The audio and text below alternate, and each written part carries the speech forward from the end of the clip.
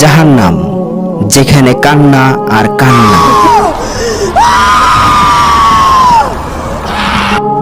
জাহান্নামের শাস্তি দুনিয়ার শাস্তির চেয়ে কোটি কোটি গুণ বেশি।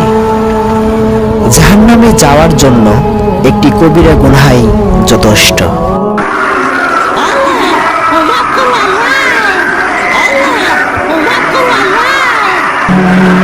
হযরত উমর রাদিয়াল্লাহু থেকে বর্ণিত, যদি তুমি জানো মাত্র একজন লোক জান্নাতে প্রবেশ করবে, তাহলে আল্লাহ তাআলার কাছে তুমি দোয়া করো সেই লোকটি যেন আমি হই।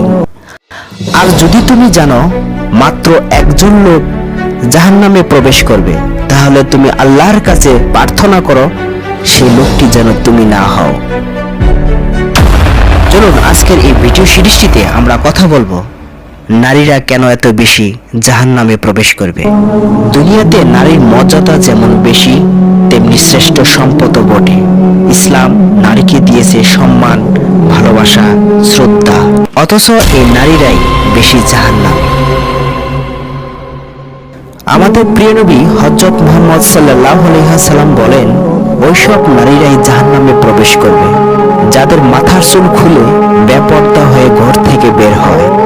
জাহান্নামে এরা নিজের মাথার চুল দ্বারা ঝুলন্ত অবস্থায় থাকবে এবং ওই সময় তার মাথার মগজ ফুটন্ত পানির ন্যায় টকবক করে ফুটবে।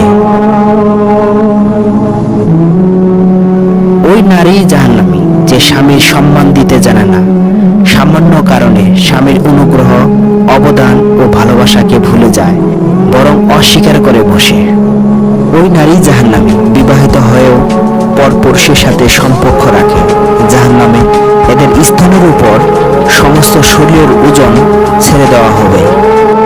রাসূল সাল্লাল্লাহু আলাইহি ওয়াসাল্লাম আরো বলেন, ওই নারী জাহান্নামী যে অপবিত্র হওয়ার পরেও পবিত্রতা অর্জনের অলসতা করে নামাজে অমনোযোগী হয়, যে মিথ্যা কথা বলে এবং গীবত করে। জাহান্নামে এদের চেহারা শূকরের মতো এবং শরীর কাদার মতো হবে। অসংখ্য সাপ বিচ্ছু দ্বারা তারা বেষ্টিত থাকবে। ওইসব নারী জাহান্নামী যে অন্যের সুখ দেখে হিংসা করে এবং উপকার করে খোঁটা দেয়। এদের চেহারা কুকুরের মতো হবে।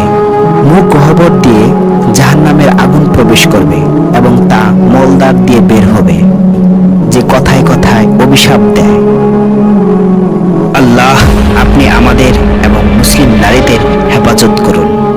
আপনার এবং রাসূল সাল্লাল্লাহু আলাইহি সাল্লামের দেখানো পথে চলার তৌফিক দান